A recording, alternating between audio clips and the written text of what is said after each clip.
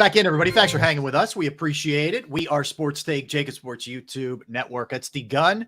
I am Rob Ellis. Hit that like button if you could, friends. All right, joining us right now, he was a Philadelphia Eagle for the 09 and 10 season, played 6 years in the NFL, is currently the running backs coach at his alma mater.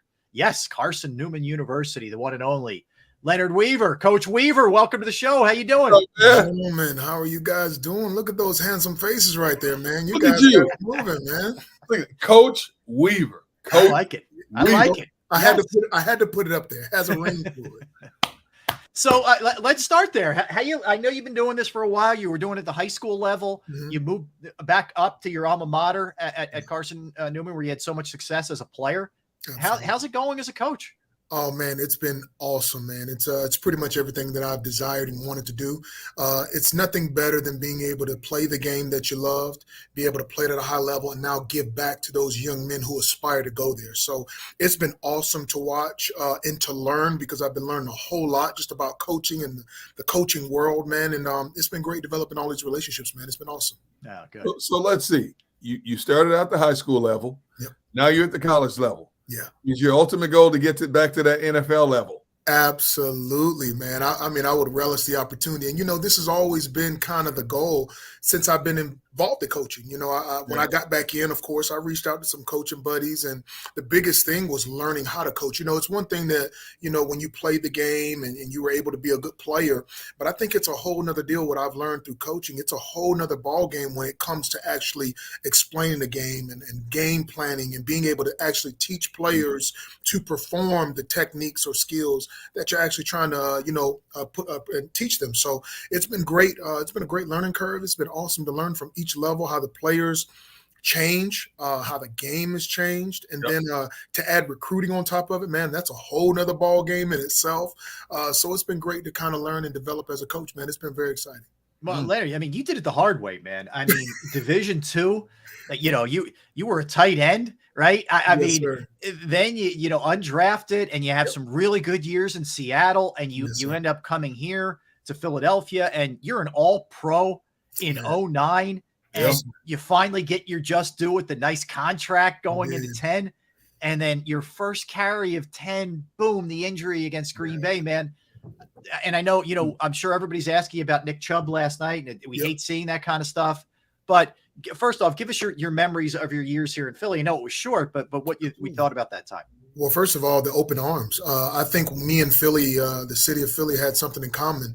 Like you said and alluded to earlier, just my background, coming from small beginnings and having to bust my tail to get there. That's one of the things that we had in common, I think. And that's one of the reasons why the fans, I believe, accepted me for who I was and what I was about. And they knew that I was going to come to work and work hard. So I think that love affair between us definitely began at that particular point in time. And then I think the playmaking ability kind of helped just a little bit, except for that San Francisco game. That we don't even talk about that. We're not going to bring that up. We don't go there. But as far as during that time, man, experiencing that injury, it was really tough for me, man. I remember D Gunn actually coming down and visiting me, having, some time and spending some time with me. While there was smiles, and it was great to see him and some Philip natives that would come down and visit.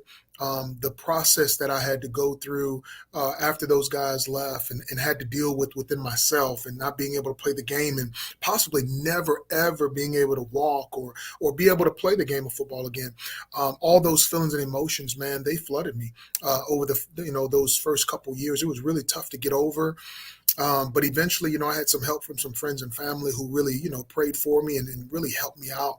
But it was really a tough time. Hey, Leonard, when you initially got injured, I was there covering that game, and the whole stadium just went, oh. Did you know right away that it was devastating? I want to say out loud, no. But I knew, I heard it pop. I heard every pop. I heard every ligament kind of dismember. I felt it. And probably about 30 seconds after the initial shock and pain, everything went numb. And then upon getting up, I couldn't move my foot. So I kind of knew it was serious, but I was trying to be hopeful and, very uplifting about the possibilities to be able to return. And once I got the news from Doc, in the MRI room there at the stadium, and then once I got a chance to talk with Dr. Andrews, it became a little bit more surreal for me about my future and what had entailed, especially after, getting the contract and having the success. And I was looking forward to ending my career there as a player, but not going out like that. Was it as dire as you weren't sure if you were going to walk again? Like, was it, I mean, forget football for a minute. You're just talking about your health for the next 30, 40, 50 years. Was it that bad? It was that bad. I mean, in terms of just the knee, all of the reconstruction that had to be done. And then if we take it from the knee, we got to go down to the foot. I lost, permanent, pretty much disabled, from being able to, permanent drop foot is what they call it. So it was really a tough time. The first year or two being in a wheelchair and first year rather being in a wheelchair, not being able to move, having to have almost 2 emergency surgeries from my knee on my foot. Because, what was going on. So it was really tough. And then having to, relocate, from my family, we had to move to Birmingham, literally. Yeah. So it was a real tough time, man. And, I'm just thankful for the prayers of the people and the fans and the support that I got, especially D-Gun. He's, been in my corner since day one. I appreciate him. It was a blessing that the Lord allowed me to be able to see through it. As Leonard alluded to, I went down to Birmingham, Alabama with my photographer, Brian Spielman, and we spent 2 days with him and his trainers doing a story on him going through his rehab. And Rob, I can't tell you how many times you would see tears welling up in his eyes as they twisted and turned. But the most gut-wrenching part was, now this is like almost a year after he suffered that injury. They're showing me the pictures of the surgery on his foot alone. Right. And refresh my memory, Leonard, but they took basically a button to hold the tendon in the bottom. They showed me the opening in his bottom of his foot where a button was to hold a tendon in place in the foot that went all the way up to the knee area. And I'm not a squeamish person. And I was like, man, I had chills just watching that. And then to watch Leonard get on the tables, get on the different apparatuses, and they push him to a point where he wanted to stop, and they said, no, you're not ready to stop yet. And to see a grown man have tears welling up in his eyes a year later because he still can't perform at a normal function as he had been before that injury, that was one of the most gut-wrenching things that I had ever seen. Leonard, talk about the emotional highs and lows that you had to go through just to get back close to a normal life of being able to walk again. I mean, it was real tough. It was, I think in the interview when we were talking, it was, I said it was something like losing a loved one, We're talking about just the mental portion of getting back to normalcy. We're not even talking about, like you said, the game. That was really tough because all I could picture in my mind was trying to get back to the game. I mean, if you go back and look at it on YouTube, that's what I'm talking about, making the greatest comeback ever. But in my heart, at some point in time, I realized I got to let this go. And at that particular point, I knew for sure, not just the mental portion of getting back to normalcy, but I'm not even going to be able to play the game that I busted my tail so hard for, that I worked so hard for. It was draining, physically, mentally, just to get out of bed some days because I love the game of football. It's nothing like, I mean, D-Gun, I wish young men could listen to this that are playing this game. Yeah, it's a privilege. I don't think people really understand to be amongst some of the best athletes in the world and to compete week in and week out, and then to get paid for it.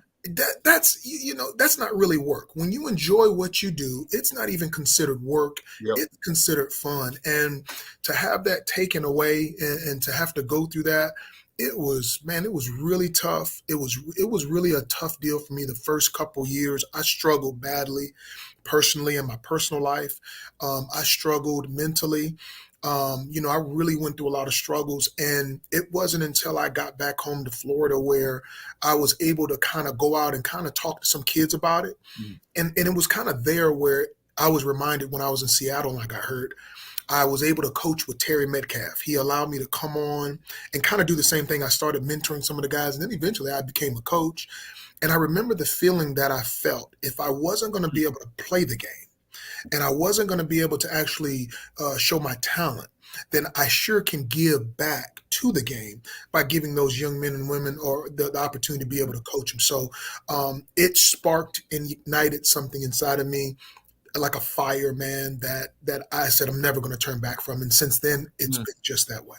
That's awesome. Well, last one on the injury, because I do want to talk about what you're doing now, Leonard. But when you see something like Nick Chubb last night, and I'm not trying to make light of this, do you have almost a little like PTSD? Like, is there just like something that goes out your heart when you see something like that? And will you reach out to him at any point? I definitely plan on reaching out to him, but I have not seen it. I had a lot of the guys come in this morning to actually tell me about it because you know what? Don't look at it. But I'm going to tell you this, what I did after that for me mentally, I actually took a picture. I don't know if D-Gun remembers seeing this, but in my locker, I used to have a picture of it. It's a picture of my head on the ground, my knee going all the way back. It's a still photo.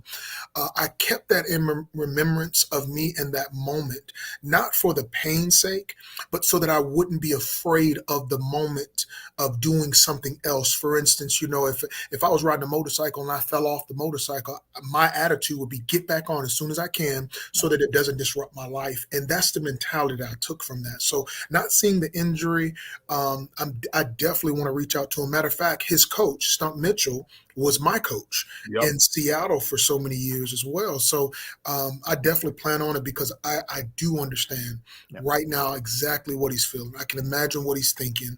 I can imagine what he's feeling emotionally, and especially when he meets with those doctors this morning and he gets that story on where he is. I pray to God that it's not nothing that's season or that's career ending for him. I pray that he can come back. But from what I've heard, it was absolutely gruesome. It was nasty. Leonard, initially, the injury itself is devastating.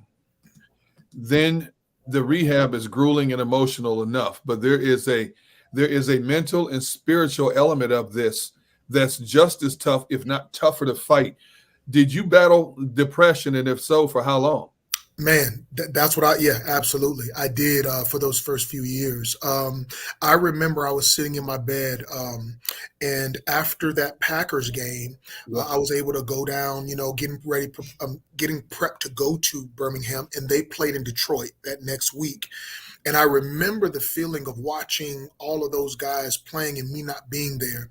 Immediately, man, I would say for myself, depression hit. I was sitting there by myself, literally in tears, because I'm thinking in my head, like, yo, I can't go out into the field. I can't go sniff the air of the practice field. I mean, just all the things that you don't even think about as a player, the fans screaming and the preparation portion, and then being able to go out and perform. And here's the other part, being able to actually run again, to be able to put on a cleat or a shoe and actually run. Those things, they hit me like a flood, man. And so it was a massive, I had a lot of help. I really had a lot of help, but it was very, very tough for me for the first couple of years. Oh, how you liking, you did your thing at the high school level. How you liking the college level, man, especially being back at your old school? I'm gonna be honest with you. I love it. I don't have to deal with many parents at all. I don't have to deal with the parents.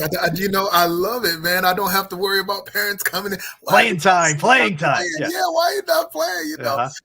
But no, I love it because I get to coach young men. I get to have those young men conversations. I get to share with them things in life that maybe they're going through, and I can chime in and give a little wisdom. I love the relationship portion of it where, you know, we can interact on a level where there's more understanding because of where they're trying to go and what they're trying to accomplish. And so it's been great, man. I absolutely love it.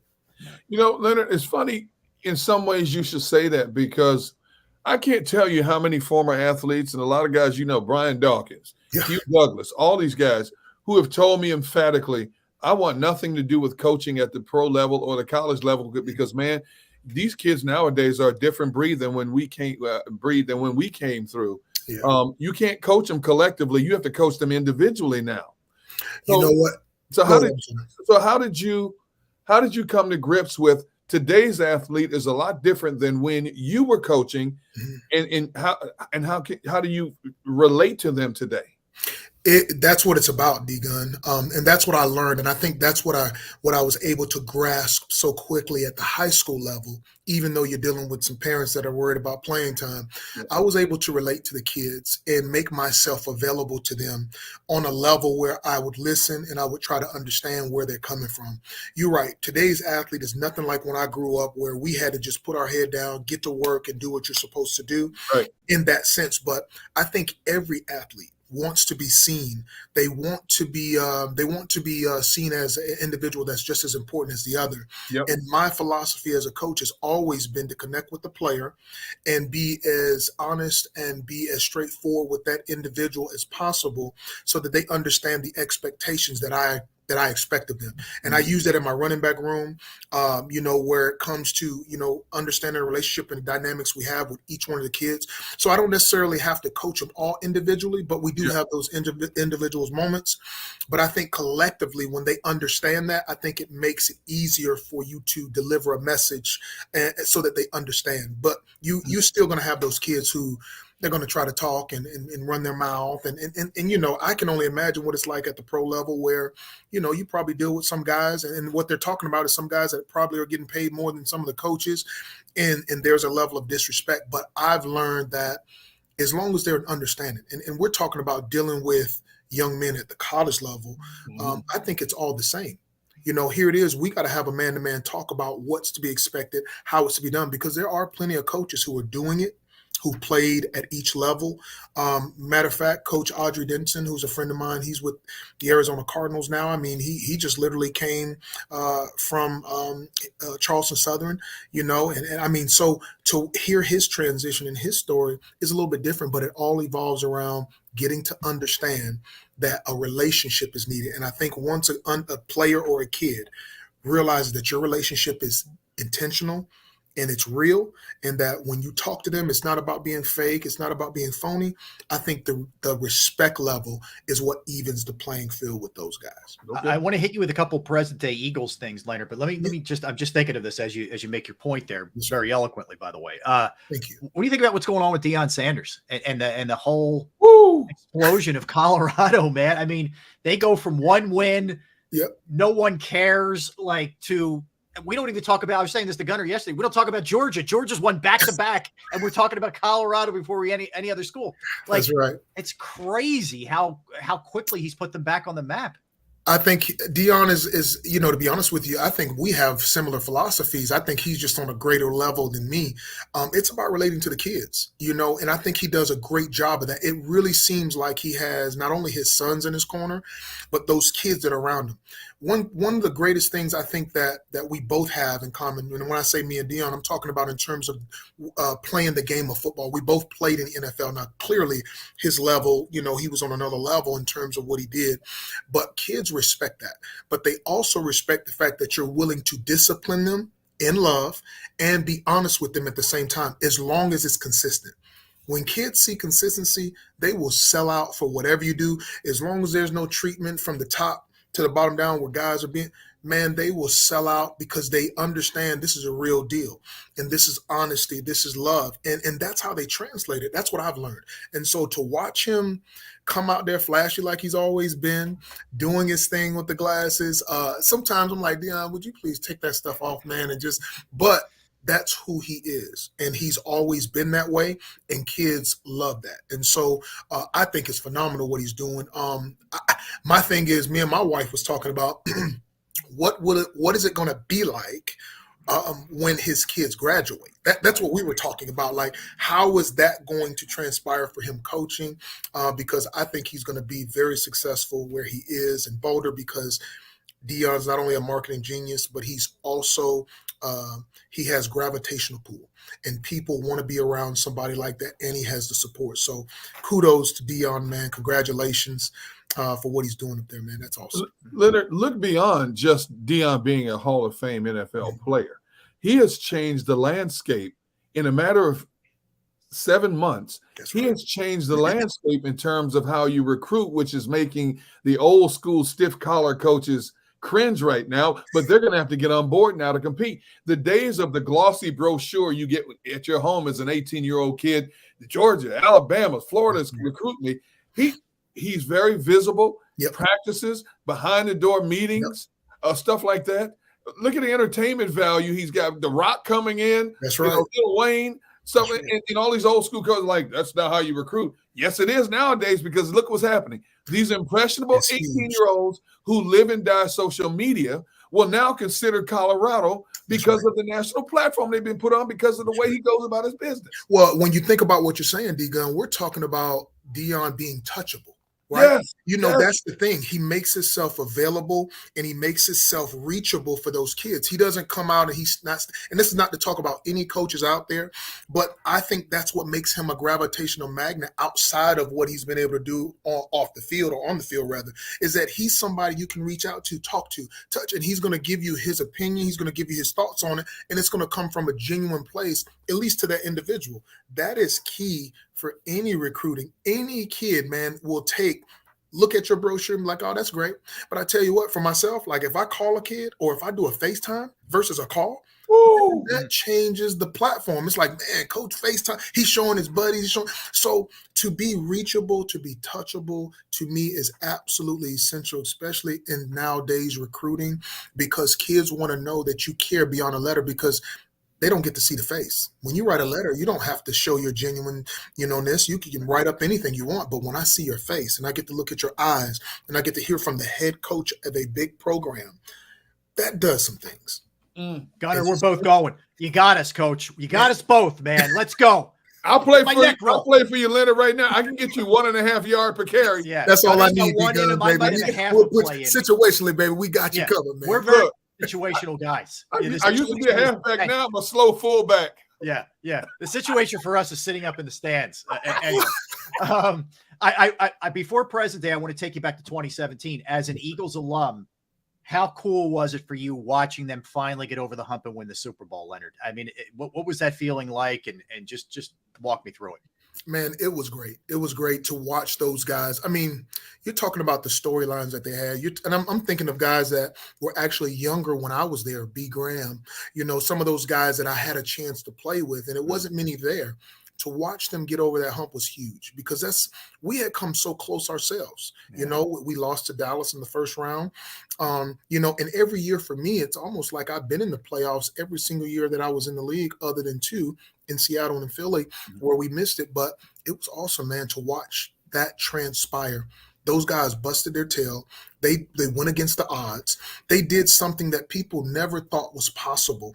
And they did it with the guys that were just in that locker room, who understood the mission. They galvanized, they came together, and they accomplished, man. To watch any player or team overcome the odds, especially when you're preceding a great coach in Andy Reid, and then to watch Doug lead those guys through that, man, that was phenomenal. And for him too. It was phenomenal to watch all those guys, Deuce, him, those guys get that ring on their finger. It was absolutely awesome, man. And it speaks volumes about the organization as well as Coach Peterson and the guys he had on that team.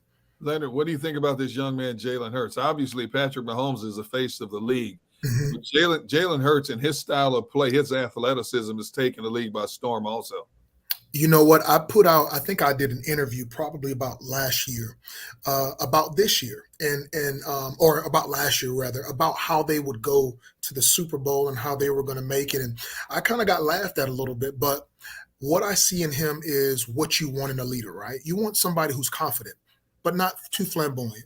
He's very, very patient. He's sort of his own kind of got the cerebral stance of he understands what's going on. He's not easily off-kiltered. He's not taken off by anything. He just knows to focus. And I watched him do that when he played against the Bulldogs and he was benched. This young man came back the next year and fought with the same school. Then he ended up transferring. He did the same thing when he went over. So to watch his career transpire to where it is, it doesn't shock me that you have an awesome quarterback in Jalen Hurts. I like him personally. I love what he brings to the game. He makes you as a defender have to guard him. You have to account for who he is as a runner and a passer. You have to be alert that he can run the option. He can fling the thing down the field. I mean, he can read the defense. So to me, I think he's the total package in what you need. I love his attitude. He's a guy that you can believe in and a guy that you can build a team around. And I love that. I love all those things about him. What do you think about their chances this year? I mean, we know the history. It's very difficult to get back there after you either win it or get there and lose like the Eagles did.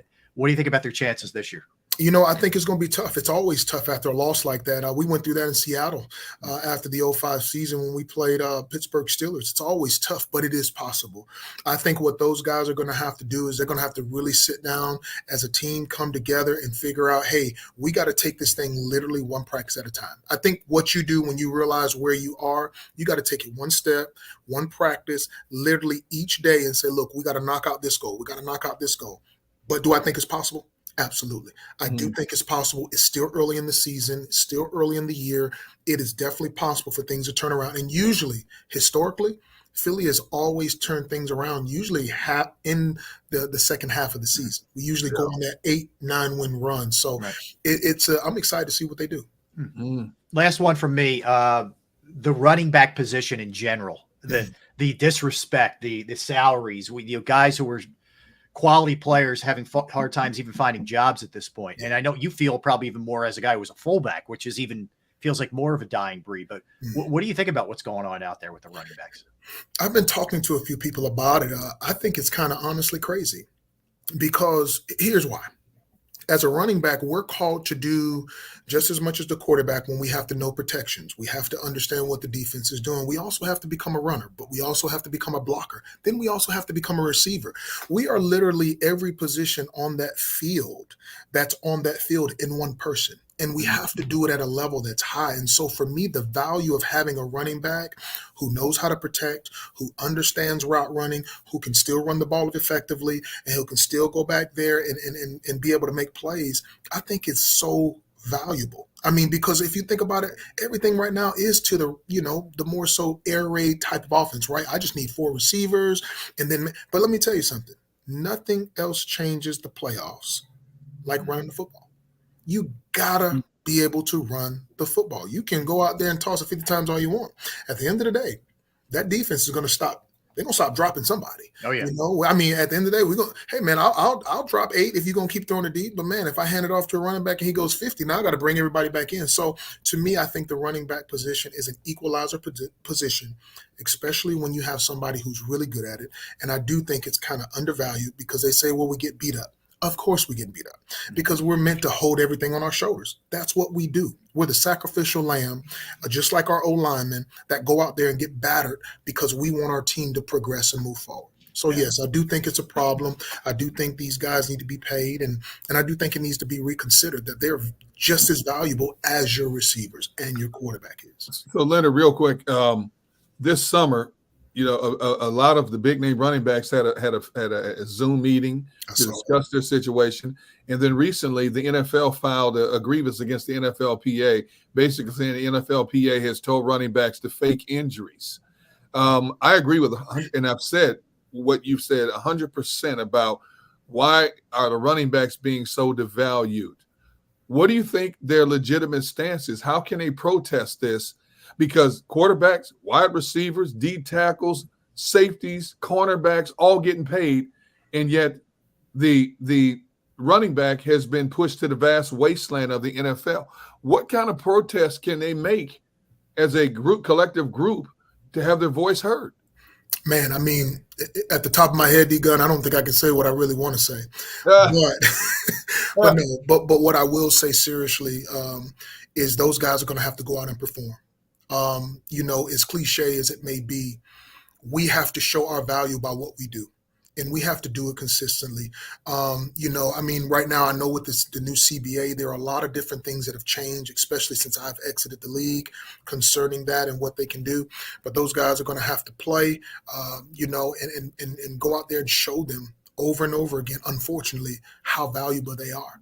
And it's times like this that you would want to tell a guy, hey, man, don't go to practice or don't go do this. But at the end of the day, these guys got families as well, and they got to go out and perform. And so my encouragement to all those young men, nothing wrong with having those meetings, man. Keep having those meetings. But eventually, D-Gun, it's going to come down who has the answer to your question. And my answer is, guys, keep going out and performing and keep busting your tail and keep making it work.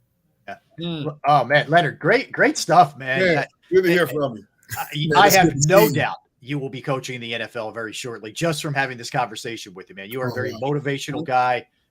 You get it, man, and you grab people. So I appreciate you sharing your insights. We'd love to have you on later in the season too, man. Absolutely. Absolutely. Both of you gentlemen, it's a pleasure. Thank you so much for your time. And when you get to the NFL, can you get me and Rob some sideline passes? Let me first of all, anything you need, D-Gun, I got you. And you too, Rob. I'll be his assistant. Just give me, I just hang on D-Gun's coattails, Leonard. Well, then maybe I'll also have you over and cook you guys some Leonard Weaver steaks or something. The L-Dub steaks. We'll get together. That's a date. Yes. Oh, my goodness. Oh, man, Leonard, thanks, man. Great catching up. You can continued success this year with the squad as well. Keep killing it, man. We appreciate it. Love you, man. Love you, bro. You guys too, man. You guys take care, man. All right, take care. That is Coach Leonard Weaver. He is the running backs coach for Carson Newman University. He was an all-pro with the Eagles in 2009. Unfortunately, got injured in 2010. But he did, thankfully, Derek, he did get a nice contract that offseason before that 2010 season. But, man, You're right. We were talking before the show, and you're like, you know what, Leonard be a good guy to talk about this stuff. Yeah. I haven't heard from Leonard in a long time. Boy, he was awesome. That was entertaining. We text each other out of the blue occasionally, man, and it's just so great to see him bounce back the way he did, Rob. Because, like I said, I got up close and personal with him when he went through the trials and tribulations of trying to come back. Yeah, and there were some dark moments in his life. You know, you go from being this gladiator. And let's face it, football players, they feel that they're these gladiators that cannot be, damaged. And even though they see injuries every day, there's still a gladiator mentality. And when you're decimated to the point of you can't function on your own and you need help just to get up and just to move around, and then you're forced to rehab at a certain pace, something that the normal person would take a lot longer to rehab, and then try to come back and play the same game, which costs you significant time. The mental, physical, and emotional war, not struggle, war you go through is like nothing you and I will ever experience, man. And like I said, I got to see this man with tears in his eyes as these trainers down in Birmingham are twisting and turning and kneading his knee, trying to get it back and get the circulation back in it. And as he said, he had a couple of emergency surgeries. They were concerned there for a while about the blood flow stimulating through that part of his. And then to see the pictures, Rob, I'm never going to get that out of my mind. To see the pictures of the open hole in his foot and the button that's sticking out of the foot and how they attach the tendon to it. That alone would make me want to just say, it's time to find another career. Yeah. But these guys try to come back and continue, man, because they know this is their one shining moment to fulfill that dream of something they dreamed about as a kid. Man, it's love. It's love of the game. We keep talking about athletes get paid too much money, but I've always subscribed to anything you do in life. If somebody's willing to pay it, I'm willing to take it.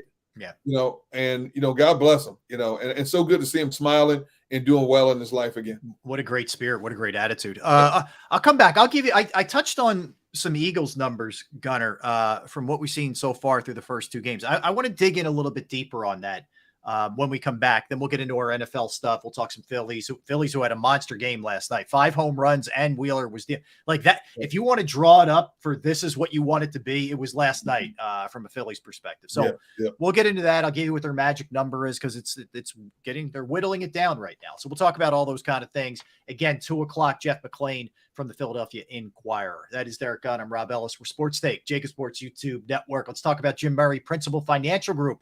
Knowing how to find that right person and who that right person is, it can be challenging, right? Well, listen, I am going to turn you on to the guy that you need here. I'll tell you from personal experience, it was a hard time for me finding the right person that I could trust to turn over my hard-earned bucks to. And Jim Murray and Principal Financial Group, that's exactly who you need. Whether it's retirement planning, 401k review, insurance review, you might have a small business and you need help with your employee benefits. That's another resource that Jim can help you with. Personally, I've entrusted my IRA, my 401k rollovers with Jim. It was a very smooth process. I couldn't be any happier about the growth with them. Give him a call, 610-996-4751, 610-996-4751. You can also email him, Murray, MURRAY, .jim@principal.com. That's Murray.jim@principal.